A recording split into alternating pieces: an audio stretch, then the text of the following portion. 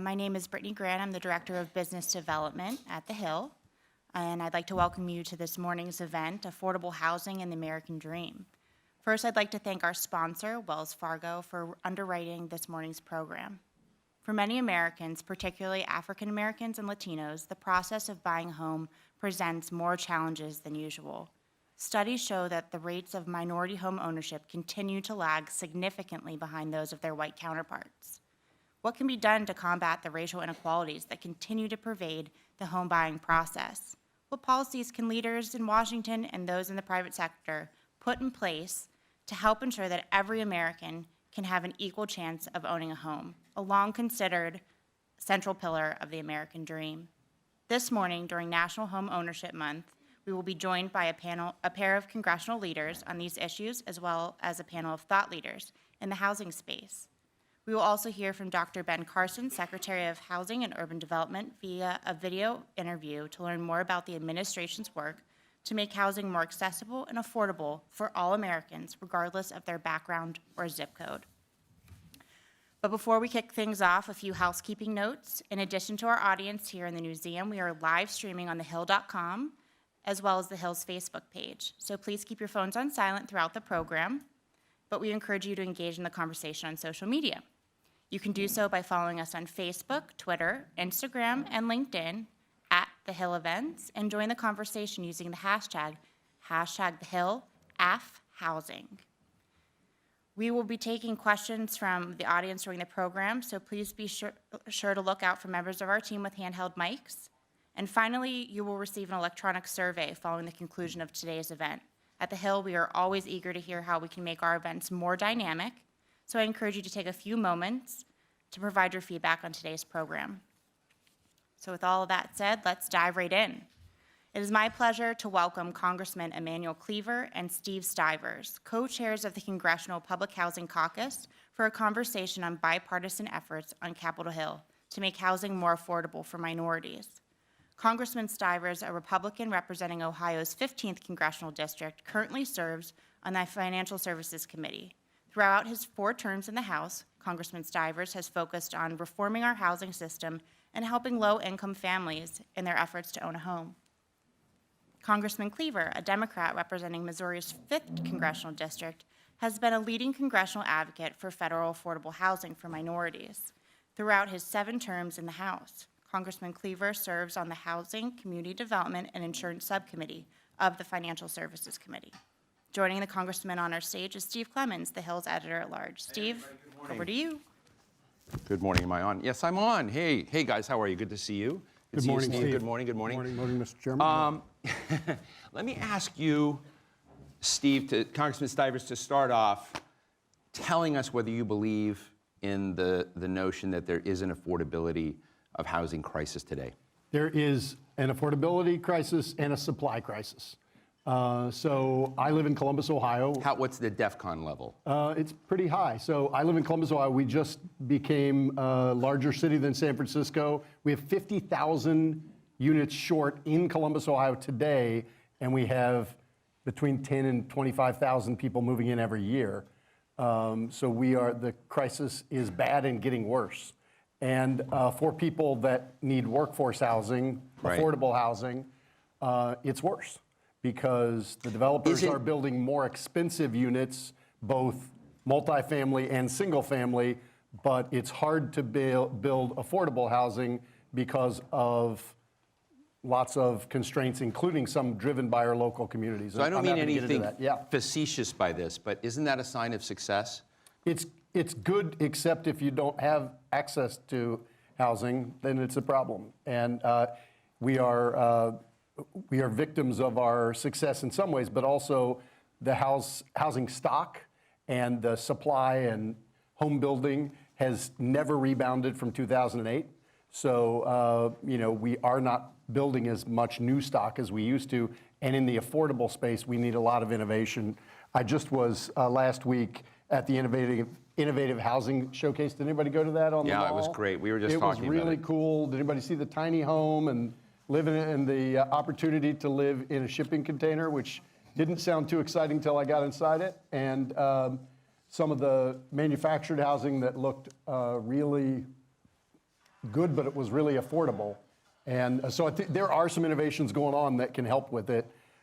It's more than public housing. We need public housing. We need to make Section 8 more accessible to people. We also need to make it less of a hassle for building managers. So HUD needs to, I think, inventory their processes and say, gee, why are we having a problem getting people to sign up to Right. supply Section 8 housing? Right. That's another issue. So there's a whole bunch of issues around this. And the chairman and I, these are bipartisan issues. The chairman and I agree on 90% Well, we'll get to of where what you needs disagree done. in a minute. Yeah. But let me Well, ask Chair. and I want to focus on where we agree. I know what because you want to that's focus where on. That's where we'll get things done. But Chairman Cleaver, let me ask you. I mean, you recently won a distinguished award for your contributions on the housing front, low-income housing, and trying to erase the gap, if you will, between what those of color and their housing assets like compared to essentially the Caucasian white housing crowd. And I was very impressed with your comments, and I'd like you to share with the audience, why is this housing issue one that burns so hard for you? Well, I didn't live in a house with indoor plumbing or electricity until I was almost 8. And I lived 26 minutes from the Omni Hotel in downtown Dallas. That's where I was born. And finally, my father was able to get us out of there, but we moved into public housing. And we stayed in public housing about almost 6 years. My father was able to buy a house in an area where they were going to build a shopping center. And so the house was moved to an African-American community. And my father is in front of that house probably right now working in the yard today. But you know, for me, it's not an intellectual issue. It's not even really that political. It's an issue that many Americans face. And the strange thing that I'm having difficulty getting across to people, and it is that rural America and urban America are so similar that there's absolutely no reason that there's not some kind of coalition. In my district, I represent half my district is rural, and if you take the rural district, any school in the rural district, they will have a higher percentage of people on the federal free lunch program than in the urban core. It's not dramatically different, but it's higher. And so let's take Marshall, Missouri. There hasn't been a new house built there going on 11 years. I said the same thing with Higginsville and Excelsior Springs and Richmond and Slater and Concordia and Odessa, Oak Grove. And so we have a housing crisis. I know what it is to have to live in a decrepit house, albeit clean, but it was nonetheless decrepit. And so I recognize the role that the various roles that must be played if we're going to ever eradicate this problem. Affordable housing it would be in my top 3 domestic issues. One of the most significant and serious problems the country is facing. I had the privilege of interviewing Anthony Fox, former Secretary of Transportation, a number of times, and he was a former mayor and shared with me that there were several generations where the investments that we made in urban infrastructure, in freeways, essentially reinforced racism, bias, the bigotry of society, and it's very hard. And as we think about the world we want to be in 5, 10 years from now, we not only have to undo that, we have to redo it. And I guess my question to you is, in housing, how much of that bias is still part of the world of finance today, of opportunity, of way people are steered? Let me start with you to sort of say, what do we have to pull out of the way to get rid of the discriminatory parts of our housing ecosystem? Well, some of it is intentional. A great deal of it is unintentional. When we built the freeways, we with great intentionality. Yeah, we destroyed neighborhoods. We separated people, and people don't like to cross freeways. Right. And or roads. Period. In 1965, Lyndon Johnson, with this great idea, created a new federal department cabinet level called Housing and Urban Development Department. And the goal was to correct all of those problems that we had created. How's HUD doing? I mean, we still have it. It's still there. But keep in mind, there's some things that have changed. For example, we have under President Reagan, we created a new policy that we would build no new public housing. And what people don't realize is that policy is still in existence. So we created what's called a one-for-one replacement, where you can only build a public housing unit to replace a public housing unit. Like, for example, we did that in New Orleans after Katrina. And so we're obviously just, my colleague is right, you know, Section 8 certificates are down, but they're not going to be able to be, they'll never be sufficient because, you know, right now we're at maximum in terms of the money being spent on public housing because we can't create any more housing and Congress wouldn't fund any more money to do it. We'd have to change the policy. We've got some serious problems, and some of them are almost intractable unless Congress does something revolutionary. Steve, you're in this too, and I know that you care about housing and would love to hear why this is a burning issue for you as well. But to kind of come at it, I was at the mall event, which the National Association of Home Builders put together with HUD and some other underwriters, and I was blown away. But I realized when I was there that I guess the thing that hit me was we can talk about housing, and you guys co-chair this caucus together and whatever. But you can be the proverbial frog in the pot. You guys can be doing great things. But if the financial sector is undermining you, if other parts of the system are, so how do you get your head around the ecosystem of the things that have to be fixed?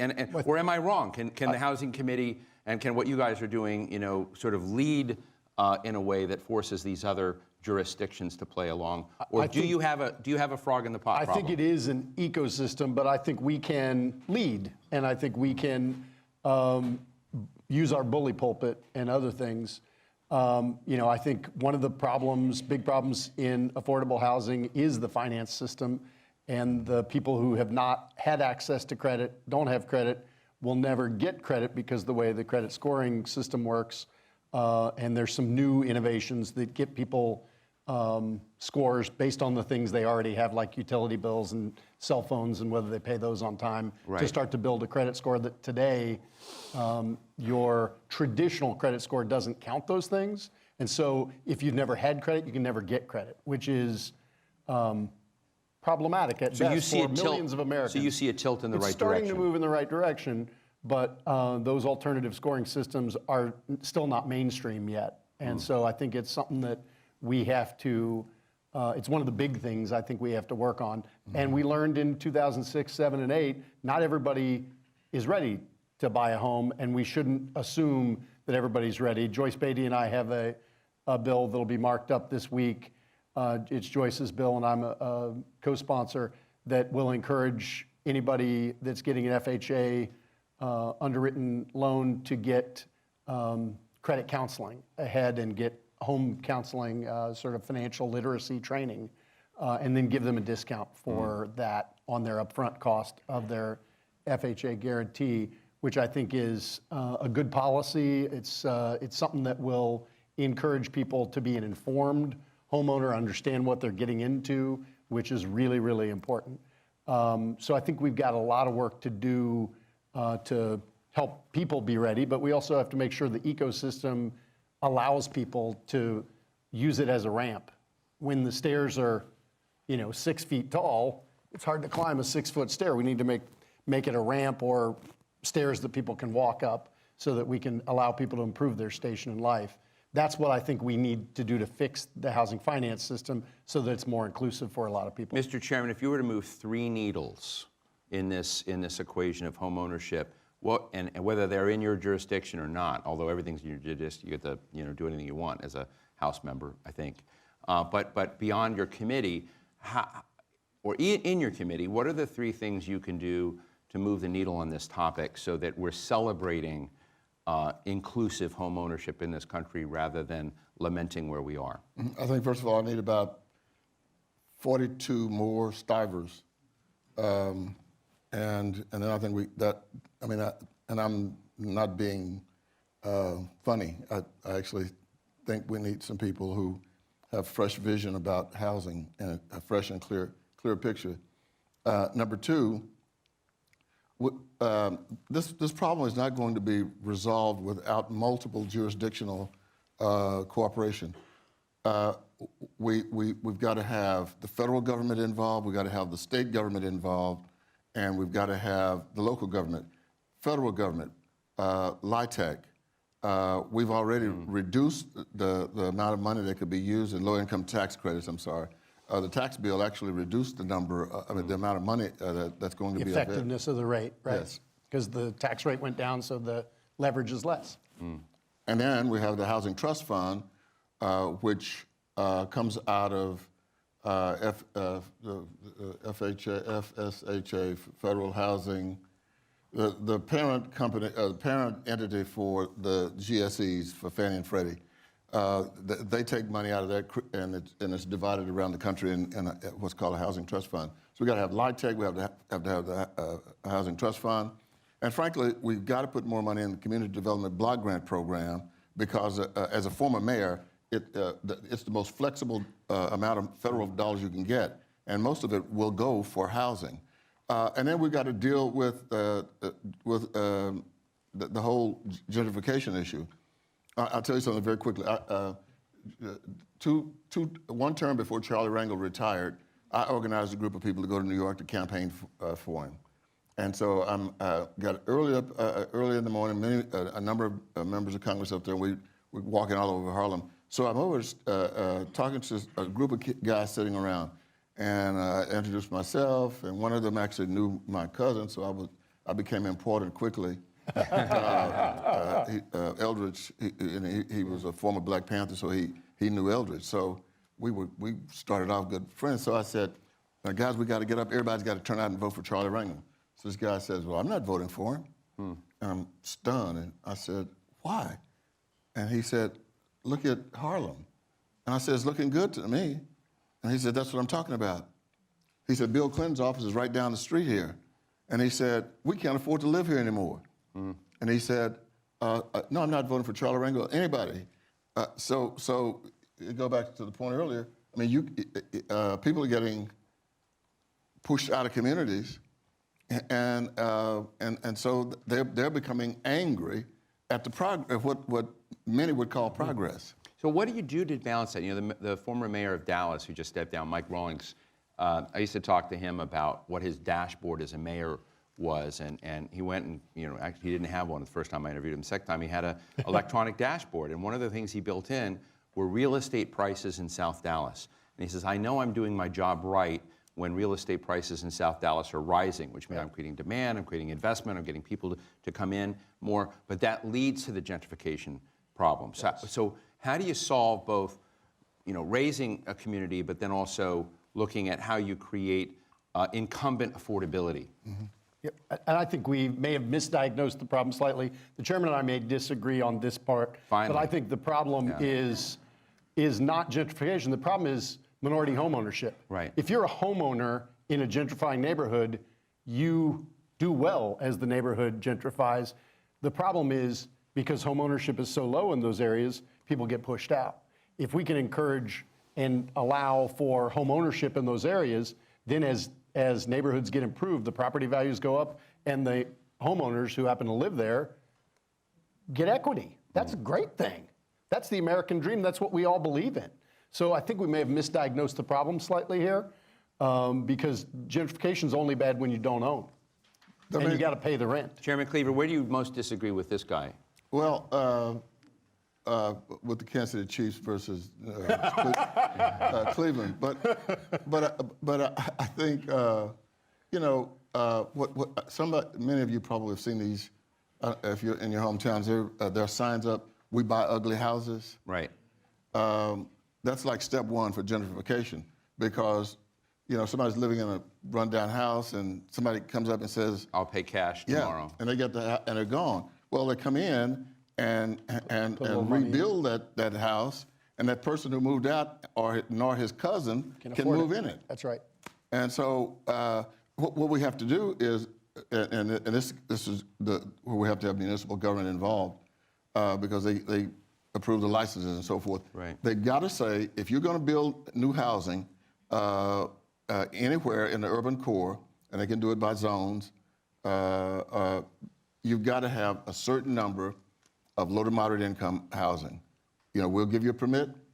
You got 25 units, 5% or whatever must be low to moderate income, and you can't go this out. We did it in Kansas City in a project where the builder didn't like it, but it preserved the original neighborhood. Well, a Hispanic neighborhood in Kansas City, gone. It's been there for 150 years, gone. Big, beautiful homes are now all around there. And I hate even talking about it because it feels like I'm against progress. And I'm not. I'm for real inclusion. Yep. Let me just ask you guys real quick, and we got a few minutes. I want to make sure I get the audience to ask their questions. And I want to talk about community development block grants because I think they can be part of the solution. You support them? I do support them 100%, but I think, 25% to 35% of a home's cost, an affordable home's cost, is driven by the local community's zoning and building codes. Right. And they're written in such a way as to, make it hard to do affordable housing. If we encourage communities through the formula of community development block grants to change their codes to allow for affordable housing, I think they would do it, and you'd see a reduction in cost of housing because it drives a ton of the cost of housing, go lightning round along here. with impact fees, which are another problem. Yeah. Thank you. Let's go lightning round here real quick. There's a growing clamor, and as best I can tell, it's in certain quadrants in both parties on disposing of the mortgage interest deduction. Support or don't support?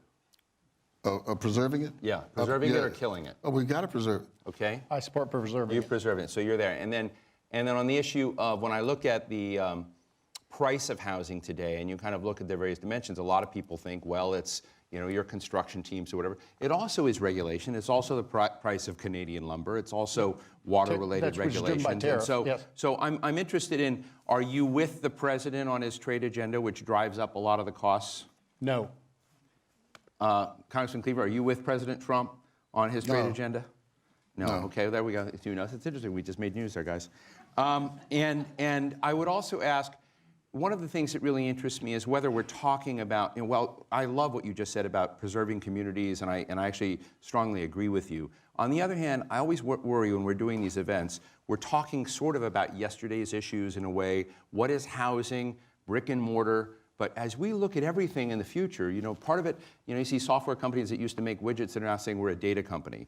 And I'm wondering whether the future of the home is a different conception, where the pipes, the infeeds, the kinds of things that you imagine what having a home means in 10 or 15 years is not a white picket fence. It may be a much more turbocharged version of broadband plus. And I'm interested in whether or not we need to redefine for a future what we're sculpting to get the home right as a concept that we're trying to get in. Because you go to Ohio, and I've done a lot of programs in Ohio, the digital divide there is phenomenal. People don't understand that we do not have 25% of kids in Ohio, particularly in the Appalachian areas, do not have regular access at home to broadband. So are we negotiating and thinking about the wrong versions of what a home is? Congressman? Well, yeah, I think the 21st century home has to be dramatically different because, I represent rural areas as well. They're also having the same problem. But in the urban core, you'll have people young people who are serious students going to McDonald's to do their homework because they don't have Wi-Fi. They're going to McDonald's or any place they can go. So we've got to think 21st century, and it's difficult. I'm glad I didn't have to do it because I'm not a computer person. Not even I just recognize them, but you can't hardly graduate from high school now. You can't do your homework without a computer, and that would be one of the most significant developments we can have, I think.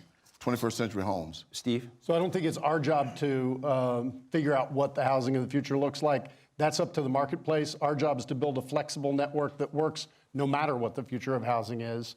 And I think those are the kind of decisions we need to make, is not exclude innovation from housing. And I do want to clarify really quickly that on my trade answer, we do have to take on China, but trades need to be a means to an end and not an end among themselves. That's my concern. Fair clarification. And then final question from me, and I want to go to all of you. In the 08-09 financial crisis, one of the things that evolved, which I found to be myself personally abhorrent, was making the accusation that certain people got into home ownership that shouldn't have been there. They didn't understand it. They put the blame not on those doing credit default swaps as much as they did on people who were all of a sudden with underwater mortgages and this, and particularly communities of color. And so I'm interested, as we talk about expanding home ownership and looking at this as a key asset of wealth building in this country, looking back on that, is there a better way to talk about expanding home ownership to communities that have not been as representative and not fall into that trap again, where they get blamed for actually trying to pursue the American dream?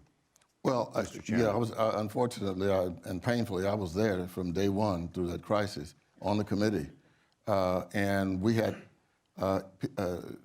people coming in testifying, yes, we intentionally directed our efforts toward black and brown communities. I mean, they confessed, and we have it on record. I'm still angry nobody has gone to jail.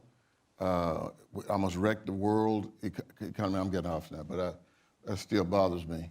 But I do think that one of the things we have to do is to start looking at home ownership in a different way and recognize that everyone should not necessarily own a home.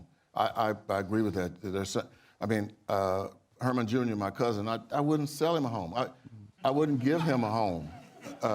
He doesn't, We just made news again. yeah, Sorry, Herman. Yeah. that's the way it is. Congressman Stivers? Well, I think, I think it's misdirected to blame the people. We had a system. Does everybody know what a ninja loan is? No income, no job, no assets. We had a system that allowed people to get loans when they couldn't verify they could pay them back. Right. And that's a system that was broken. And it was competing on less and less documentation, less and less underwriting. But you had a more lot and of more- people with jobs, with working full time, that still were, all of a sudden. So it was, people Yeah. buying more than they could afford, and it's not all. It wasn't all race. It wasn't all having to do with lower income. It was are you huge, and it confident was that a where we are system. now, they're not going to repeat that mistake? I feel confident that our mortgage finance system has been corrected You disagree? on those points. I think I'd still love to see us do some reform of the GSEs, but frankly, there's no consensus of what to do. So I think Chairman Cleaver disagrees. he so may. I'll give him- I think it could easily happen again because we did make some repairs. No question, we were able to do some things that stopped folk from doing that. But I'm not so sure that the GSEs, they were bundling mortgages and selling them as securities that were worthless, and I don't feel as comfortable as I would like to that it can't happen again. And because the real cause of it was greed, and skin I in don't the think game, we've that's stamped right. that out. There was clearly not enough skin in the game of people Yes. in the system that I sold somebody a mortgage and I took the fees and then I sent it off to some investor. I had no skin in the game whatsoever. That was a problem. We fixed it mostly, but there may be more we need to do, and we need to pay attention to it. Thank you both. Let me go to the audience. I'm going to stand for you because I promised somebody the first question. I can't see her, so I'm looking. I'm trying to find you, but since I can't find you, I'm going to go here. Are you out there? Here we go. Yes. Hello. I have a question about your redefinition, Representative Stivers, about the gentrification and homeownership. If people don't have much of a wage, then if the prices are People going don't up, have what? if people don't have much income, Much income, got it. Right. yeah, then how do they afford the rising prices? So the point is to get homeownership up in communities today before they gentrify, and then the whole point is then people will benefit from the communities as communities improve. And so we need to look at homeownership and try to figure out how to improve homeownership now in those communities. Right up here in front. We got two in front. We'll go to both of you. Ganev, I know his name, so I'll, make it good, Ganev. Yeah. My name is Ganev. I'm with Thornburn Partners. So my question is, can you weigh in on if companies like Amazon help further divide or help kind of close that gap? And then also, should they be coming into urban areas, rural areas? If you can weigh in on that as well. Thank you. So I'm going to edit you and so you're talking about Amazon's investment of its headquarters too, and the power. And let's go to this gentleman in the second row, Marissa, right here. But on the broad side of major investment of coming in, where you've got major job creation, but we're seeing right now the very rapid rise of real estate prices in the areas around. Is that fair, Ganev? Either one of you. Yeah. It can have massive impact. So Columbus made the list of the top 10 for the HQ2. Are you glad you didn't get it? I'm kind of glad we didn't get it for a couple reasons. It would have been a massive, so I already told you, we're 50,000 units short today. You add 100,000 jobs, some people who would live in Columbus already, some people would come in, and our shortage would have been magnified immediately. We weren't ready for it. I'm not sure anybody's ready for that, but it's those kind of airdrop big chunks of jobs are really significant changes, and you have to be ready for them. We were also competing for Foxconn that went to Wisconsin, and there were a ton of focus around workforce housing in that proposal for us. Are there any big investors in Columbus that you're glad you got? Oh, I'm glad we have everybody we get. I want all our companies to do better. I want more companies come in, but a big company like that that would be the single biggest presence in town on day one is a lot to airdrop in, even to a community of almost 1 million people in Columbus right now. We might need to go back to the future, and that is, there was a time after the turn of the century, major companies would come in, and then the housing would sprout up around the company. And there's a little town in my district called Sugar Creek. It's a Slavic community, and most of them worked at Armco Steel, which was located in Sugar Creek, and housing was built all around it. And I think that in the 21st century style, maybe we need to go back and do that. That if we're going to give some, as a former mayor, if you're going to get tax abatement, look, you got to build a subdivision, and the subdivision has to be market rate, and it has to be affordable. And I think we've got to do something that we've not done before. The government didn't require that. The companies did it because there was a closer relationship between worker and We're going to go real fast. Last question with this gentleman. Hi, my name's Don Maxwell, and I appreciate you guys bringing affordable housing crisis up, but I'm a little perplexed because what's really high, and it's in some of you guys' areas, is blight. And I'm seeing, like in Detroit, there's 100,000 vacant properties, 200,000 vacant apartment complex, which could help on Section 8. And it's all across the United States. So what can you do to bring blight up as part of affordable housing? Fantastic Cleveland question. is big. It's a fantastic big question. market. Thank you very much for being. So what do you do about the blight challenge? Well, first of all, it's not an easy solution. Parade Park, Kansas City, Missouri, first housing project that was built in Kansas City, 200 empty units right now. So what we need to do, same thing you need to do in Detroit. You got to, if you don't start repairing it, it's going to wreck everything around it. But the problem is that the housing development appraises at $6.5 million, and they're in debt $10 million. Now you show me a developer who's going to come in for that project. So that's where I meant earlier. You got to have federal government coming in. We used to have something called UDAG loans and HUD, Urban Development Action Grants. So that you've got to have federal and state investment. If you don't, I'm in and out of Chicago, Detroit. It's just not going to be fixed. Blight has to be part of affordable housing as we look at it. because it discourages investment and opportunity in certain areas. And some of these places are a little overwhelming, like Detroit has lost 300,000 people. And so that's one of the reasons there's a lot of vacant units. There's not as many people in Detroit as there used to be. But talk about a community that has capacity. I've looked at studies. There are a lot of communities that have lost population like that have huge capacity right now that we could and should figure out how to help. And there's things in the private market that you could actually work with the city if they, sell the home for $1 to people that agree to invest and live in it. And then maybe we can come up with some federal program to work those. And then you could maybe see in-migration back to some of those cities that have lost a ton of population, especially in the Northeast and the Midwest. Max, I really appreciate that question. Great question. I would just simply say as we close here, and I'm the interviewer here, but one of the areas that we should have looked at after the 08-09 financial crisis was that if you had banks or financial holders of that debt be able to write that debt down to the real value of the collapsed value of that house and leave families in their homes, but allow them 30 years to write that off theoretically. Take it, write it down in real time here, but figure out a way to get these people to stay in their homes. It was a doable thing, and I just really regret it didn't. So the blight problem became vastly worse. So thank you so much, Congressman Steve Stivers, Congressman Emanuel Cleaver, co-chairs of the Congressional Public Housing Council. Thank you both so much for joining us today. Steve, thank you very much. Great.